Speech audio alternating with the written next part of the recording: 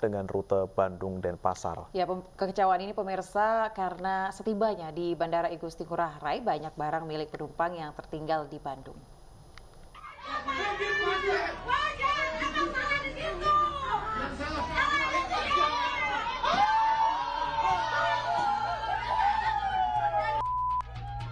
Viral di media sosial, kemarahan penumpang terhadap staf maskapai sebuah penerbangan yang bertugas di Bandara Internasional Igusti Ngurah Rai, Badung, Bali. Kemarahan diluapkan para penumpang sesaat setelah pesawat mendarat karena banyak barang milik penumpang di bagasi tertinggal di Bandung. Menurut penumpang, bagasi ditinggal di Bandung berdasarkan keputusan maskapai untuk mengurangi beban pesawat karena kondisi cuaca dan faktor keselamatan. Hingga kini, pihak maskapai belum bisa dikonfirmasi. Kasus ini pun rawan terjadi di tengah libur panjang akhir pekan yang memang berdampak terhadap lonjakan trafik pergerakan penumpang. Kita menyampaikan nih ke teman-teman, tolong siapin. Kenapa? Libur dari hari Rabu. Ya, kita nyiapinnya dari hari Selasa, hari Rabu nih. Akan banyak yang datang. Bisa jadi extra flight juga datang.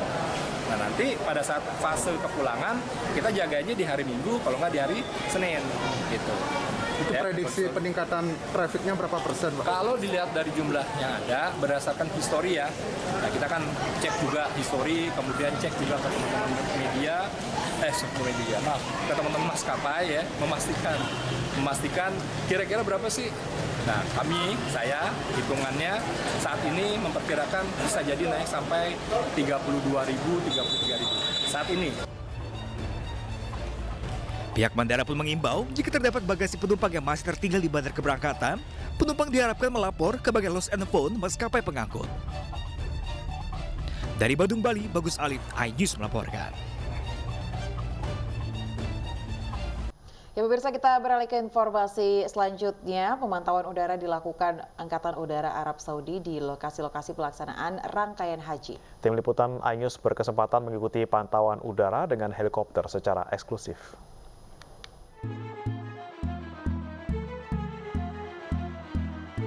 Helikopter berangkat dari Pangkalan Udara Penerbangan Keamanan Tempat-Tempat Suci. Jabal Rahmah menjadi tujuan pertama pemantauan. Kemudian helikopter menuju Musdalifah dan Mina. Di Mina, jemaah haji melakukan lempar jumroh. Bagi yang telah mengambil nafar sani, jemaah haji harus menyelesaikannya hari ini. Pantauan udara berlanjut ke kawasan Masjidil Haram. Di sini jemaah haji melaksanakan tawaf, sementara pemerintah Arab Saudi masih melakukan pembangunan di sekitar Masjidil Haram. Pantauan udara ini adalah agenda rutin untuk memastikan keamanan jemaah haji dalam menjalankan ibadah haji. Pihak keamanan Arab Saudi juga menyiapkan pesawat khusus untuk mengevakuasi jemaah yang memerlukan penanganan medis. Dari Mekah, Arab Saudi, Dedi Prasetya, Endang Gunawan, iNews melaporkan. Setelah dikarantina selama sepekan dalam pelaksanaan puncak ibadah haji di hotel khusus, para lansia pada Sabtu siang dikembalikan ke kloternya masing-masing. Jemaah haji lansia dan penyandang disabilitas tersebut mengikuti program safari wukuf pada puncak haji di Arafah.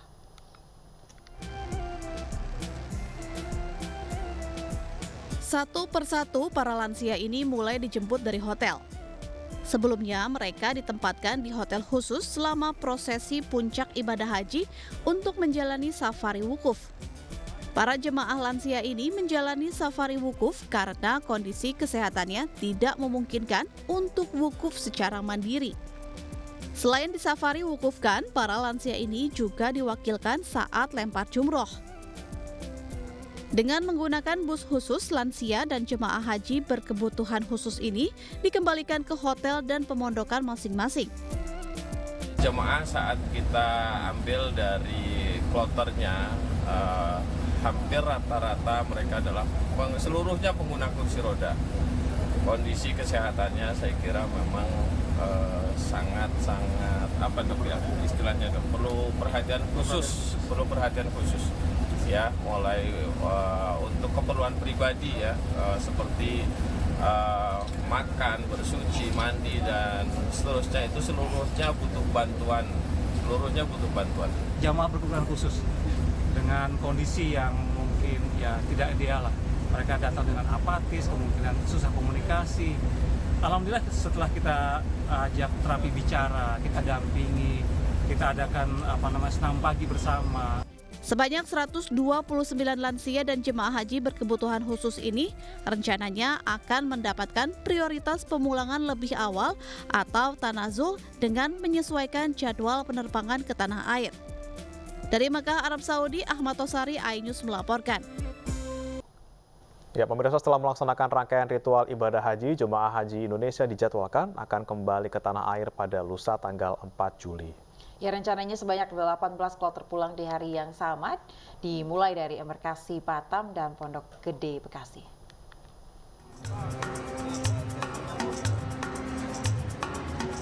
Jemaah haji Indonesia sudah meninggalkan Mina untuk kembali ke Mekah, usai mabit dan melempar jumroh.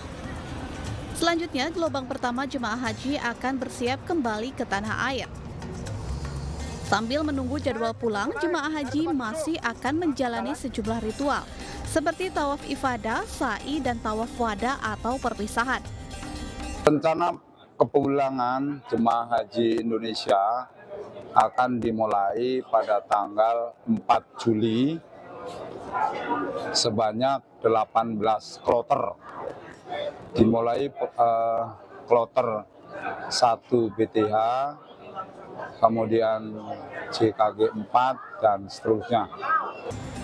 Saat kepulangan, petugas mengingatkan jemaah haji agar tidak membawa barang berlebihan dengan berat maksimal 32 kg dan dilarang membawa benda cair di dalam koper bagasi termasuk air zam-zam.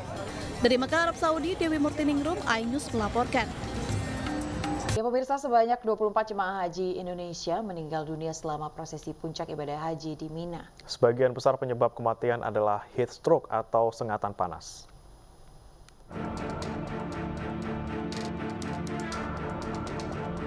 Kabar duka kembali datang dari Tanah Suci Mekah. Sebanyak 24 jemaah haji asal Indonesia meninggal dunia selama prosesi puncak haji di Mina.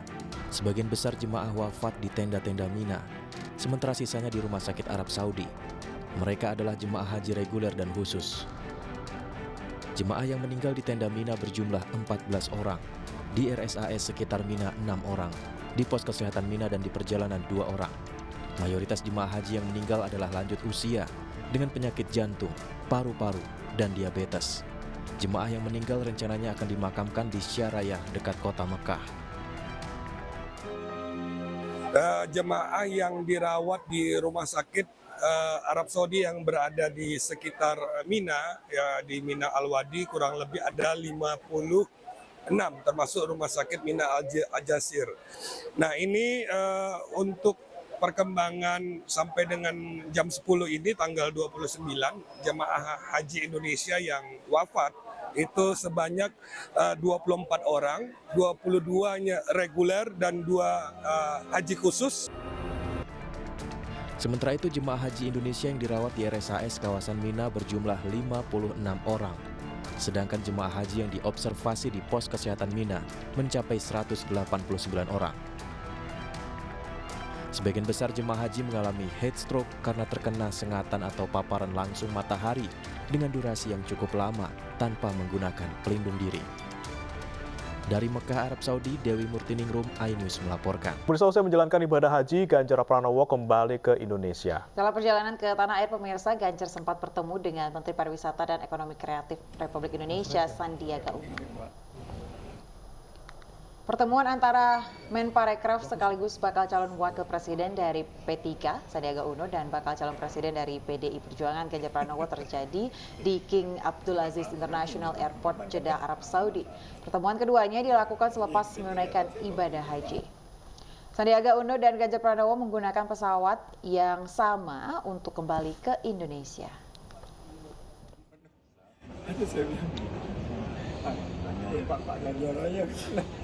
Pemirsa, Masjid Istiqlal Jakarta melaksanakan penyembelihan hewan kurban kemarin di rumah potong hewan Masjid Istiqlal Sawah Besar. Puluhan ekor sapi dan kambing disembelih untuk dibagikan kepada warga.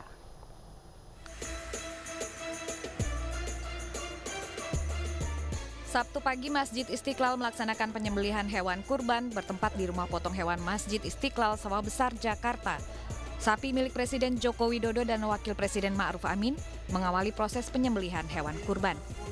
Pada tahun ini Masjid Istiqlal menyembelih 43 ekor sapi dan 8 ekor kambing kurban. Jumlah ini meningkat 50% dibandingkan dari tahun sebelumnya. Tidak dibagi langsung ke masyarakat, ya.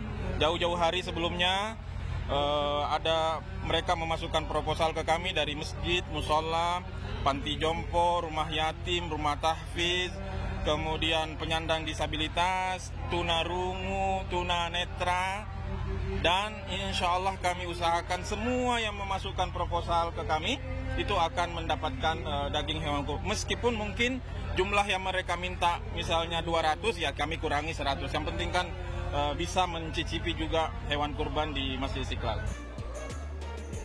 Daging hewan kurban selanjutnya didistribusikan ke berbagai lembaga yang telah mengajukan proposal ke Masjid Istiqlal. Pembagian daging melalui lembaga tertentu untuk menghindari penerimaan daging fiktif yang menjual kembali daging ke penadah.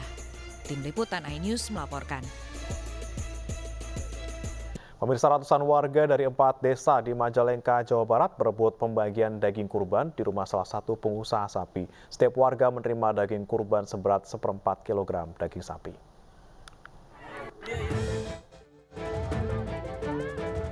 Ratusan warga dari 4 desa di Kecamatan Lewi Munding, Kabupaten Majalengka, Jawa Barat berdesakan dan saling mendahului untuk mendapatkan sekantung plastik daging kurban yang dibagikan oleh satu pengusaha ternak sapi. Warga khawatir tidak kebagian jatah daging kurban. Bahkan tak sedikit dari warga sambil membawa anak-anak sehingga petugas berusaha menyelamatkan anak-anak yang tergencet warga lain. Bahkan ada anak menangis mencari orang tuanya. Pembagian daging kurban ini rutin dilakukan pengusaha ternak sapi sejak belasan tahun lalu sehingga menjadi tradisi warga sekitar. Menurut Siska, salah satu warga, ia sudah 5 tahun ikut antrian pembagian daging kurban. Panas? Nunggu berapa lama? Ya, hampir 1 jaman lebih sampai. Itu sendiri atau memang banyak kan? Banyak kan? Dari desa Lewi Munding? Dari ini yang dari kampung. Dari kampung. Memang tiap tahun seperti ini nih? Iya. Jadi semua satu desa atau? Enggak sih, ada yang ini saling berembukan gitu. Memang inisiatif sendiri atau diajak? Oh, untuk pemotongan dari hari pertama sampai sekarang kurang lebih 70 ekor sapi. Iya. Kalau dikalkulasikan berapa warga yang menerima daging hewan? Nah, itu khusus yang dari saya aja, itu korban saya pribadi. Nah, itu kurang lebih ya sekitar 700-an lah. Anak kecil, dewasa, orang tua, dari kecil sampai yang tua pokoknya harus dapat. Dalam pembagian daging hewan kurban, setiap warga menerima jatah daging kurban seberat 250 gram daging sapi. Dari Majalengka, Jawa Barat, Muhammad Zeni Johadi, iNews melaporkan. Pemirsa, pelatihan cara mengolah daging kurban agar menjadi hidangan berkualitas digelar di Pasar Rebo, Jakarta. Sementara di Depok, Jawa Barat, masyarakat diedukasi teknik pelaksanaan hewan kurban sesuai dengan syariat Islam.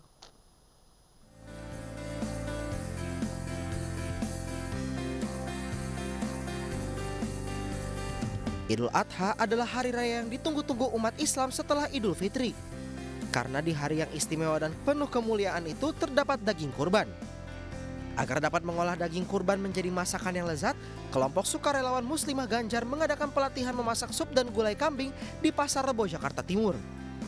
Para peserta tidak hanya mendapat tambahan ilmu keterampilan saja, karena di dalam pelatihan juga diberikan banyak ide membuat bisnis makanan yang bisa menambah pendapatan keluarga. Bagus sekali ya, tanggapan saya juga karena ini bermanfaat buat kita juga, buat ibu-ibu di rumah. Suami juga suka makan sop juga, sukaan suami sering disediakan di rumah lah gitu. Para peserta mengaku senang dan antusias mengikuti pelatihan karena banyak diajarkan teknis memasak yang bermanfaat. Itu masih dalam rangka memperingati Hari Raya Idul Adha, edukasi kepada masyarakat mengenai pemotongan hewan kurban sesuai dengan syariat Islam digelar relawan Ganjar Sejati di Kecamatan Pancoran Mas, Kota Depok, Jawa Barat. Dalam pelatihan ini, para peserta dijelaskan beberapa cara proses penyembelihan hewan kurban mulai dari posisi hewan dijatuhkan hingga membaca doa saat penyembelihan. Setelah melakukan sosialisasi pemotongan hewan kurban, relawan membagi-bagikan daging kurban kepada warga. Ada banyak cara untuk mengolah daging kurban, pemirsa. Ya, di Bangka Belitung, pemirsa, olahan daging dibuat dengan lempah kuning pucuk kedondong dan rasa pedas berpadu rasa asam dari pucuk kedondong membuat kuliner ini sangat cocok disantap saat kumpul bersama keluarga maupun teman.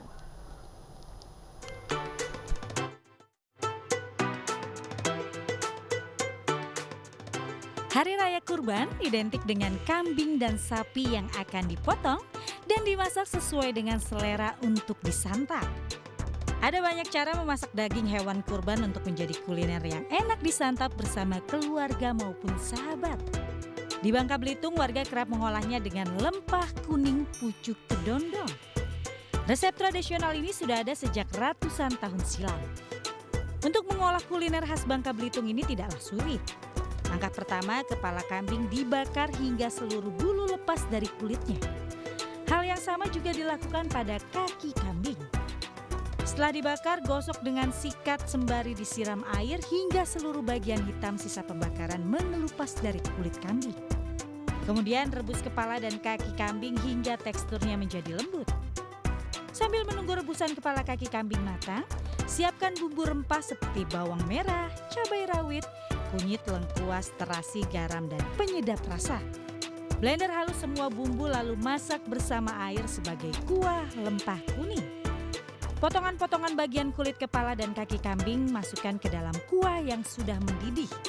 Jangan lupa tambahan garam dan penyedap rasa.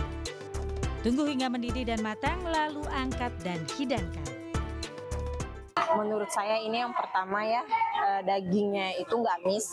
Terus yang kedua dia itu kenyal, dagingnya kenyal mungkin karena dari kulit kambingnya tadi ya. Terus yang ketiga itu lembut banget. Dan untuk kuahnya ini menurut saya kuah lempah kuning yang Bangka banget. Di sini ada asam, pedas, manis, pokoknya enak banget dan seger banget. Ditambah ada pucuk kedondong. Kalau saya sistem pembuatannya itu sistem bakar. Sistem bakar, bulunya saya bakar. Yang pasti kulit sama dagingnya itu masih menyatu.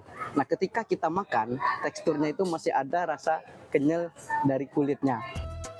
Di Bangka Belitung, kuliner ini menjadi salah satu kuliner favorit warga untuk disantap bersama keluarga dan kerabat maupun teman. Nah, bagi Anda yang bosan dengan cara mengolah daging hewan kurban dengan cara yang biasa, Anda dapat mencoba resep yang satu ini. Bagi Anda yang ingin mencicipinya di hari biasa, hidangan yang satu ini dapat Anda jumpai di Pujasera Simpang 7 Pangkal Pinang, tepat di halaman parkir kantor DPW Perindo Bangka Belitung. Dari Pangkal Pinang, Bangka Belitung, Haryanto iNews melaporkan.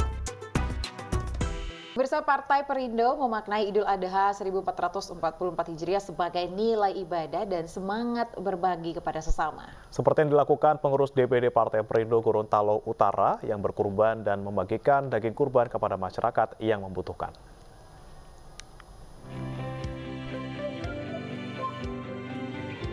Dalam momentum perayaan Idul Adha, Dewan Pimpinan Daerah Partai Perindo Gorontalo Utara menyembelih hewan kurban dan membagikan daging kurban kepada masyarakat. Pembagian daging kurban pun disambut antusias masyarakat Gorontalo Utara. Saya berharap bahwa masyarakat juga ikut memaknai ibadah kurban hari ini, bahwa kurban merupakan hal yang harus kita lakukan untuk menyampaikan pesan bahwa kita harus lebih pasrah kepada Tuhan. Sementara itu, pengurus Partai Perindo di Jambi dan Kota Sukabumi juga berkurban dan memberikan daging kepada masyarakat. Di Jambi, DPW Partai Perindo memberikan 200 paket daging kurban kepada masyarakat. Alhamdulillah tahun ini kita dapat sekitar 200 lebih paket kurban dan mudah-mudahan berkah bagi semua yang ikut kurban juga mendapatkan pahala. Sementara di Kota Sukabumi, pengurus DPD Partai Perindo Kota Sukabumi menyembelih 3 ekor hewan kurban dan membagikannya kepada masyarakat. Dengan berbagi hewan kurban kepada yang membutuhkan, Partai Perindo yakin dapat meningkatkan kepedulian kader kepada masyarakat untuk Indonesia sejahtera. Tim Liputan iNews melaporkan.